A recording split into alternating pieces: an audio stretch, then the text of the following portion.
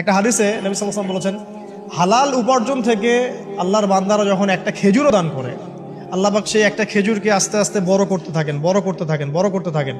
এটা এক পর্যায়ে পাহাড়ের সমান হয়ে যায়।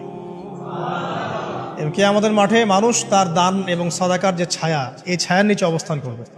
আপনার বিপদ হয়েছে, দান সৎকা করেন, বিপদ দূর হয়ে যাবে ইনশাআল্লাহ। জটিল কোনো রোগ হয়েছে, কোনো ডাক্তার ট্রিটমেন্ট করতে পারছে না, সৎকা করেন, রোগ ভালো হয়ে যেতে পারে ইনশাআল্লাহ। সৎকার ব্যাপক ফজিলত আছে। সদাকা, দান সদাকা, দোয়া, এগুলো তাকদিরের যে বিপদ আপদগুলো আছে না, ঝুলে আছে, আমাদের তাকদিরে বিপদ আছে না অনেক, এগুলোকেও সরিয়ে দিতে পারে আপনার। এই শক্তি আছে দোয়া এবং দান সৎকার মধ্যে। আল্লাহ পাক আমাদেরকে বেশি বেশি সদাকা করার তৌফিক দান করুন, আমিন। আর সদাকা নফল না করতে পারলেও কমপক্ষে ফরজ জাকাতটুকু দিবেন, ফরজ জাকাতটুকু দিবেন, কারণ জাকাত, সৎকা এবং ব্যবসা এগুলো হচ্ছে ইসলামিক অর্থনীতির মূল ভিত্তি। সৎকা করা, সৎকা, দান সদাকা আল্লাহর কাছে খুব বেশি পছন্দের। দান সৎকা করার জন্য সম্পদ লাগে না, আমার কথা শোনেন, দান সৎকা করার জন্য সম্পদ লাগে না, কলিজা লাগে, মন লাগে। বহু বড় বড় মানুষ আছে দান সৎকা করতে পারে না, কোটিপতি, জাকাত দেয় না, আছে না? আর বহু গরিব মানুষ ভ্যান চালায়, কৃষিকাজ করে, দেখবেন 100 টাকা দান করে দিল। মন থাকতে হয়, মন, কলিজা বড় থাকতে হয়। তো যাদের কলিজা বড়, মন বড়, তারা দান সৎকা করতে পারবে ইনশাআল্লাহ। আর যার মন বড়, সেখানেই তো আল্লাহ নূর আসবে। সংক্ষিপ্ত মনে কি, সংকীর্ণ মনে আল্লাহ নূর কোত্থেকে আসবে? কথা বুঝতে পারে নাই? তো দান সৎকা বাড়ান। আপনি 1 টাকা দান করেন, 5 টাকা দান করেন, হালাল রিজিক থেকে 1 টাকা দান করেন, সেটা আল্লাহর কাছে অনেক বেশি পছন্দের।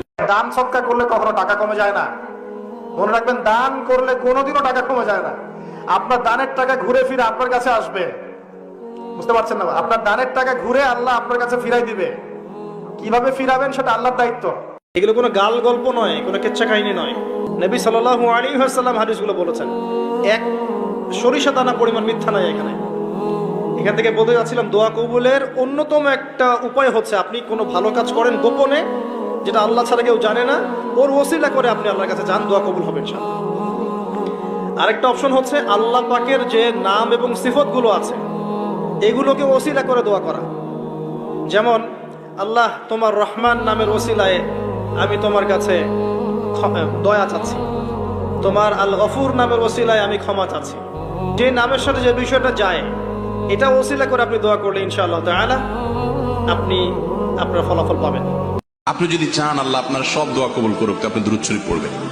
আপনি যদি বিপদে পড়ে যান, সবচেয়ে বেশি দুরূদ শরীফ পড়বেন, দেখবেন সাথে সাথে আল্লাহ তাআলা বিপদ দূর করেছেন। দুটি আমল, দুরূদ আর ইস্তিগফার। নবী করিম সাল্লাল্লাহু আলাইহি ওয়াসাল্লামের হাদিস থেকে স্পষ্ট বোঝা যায়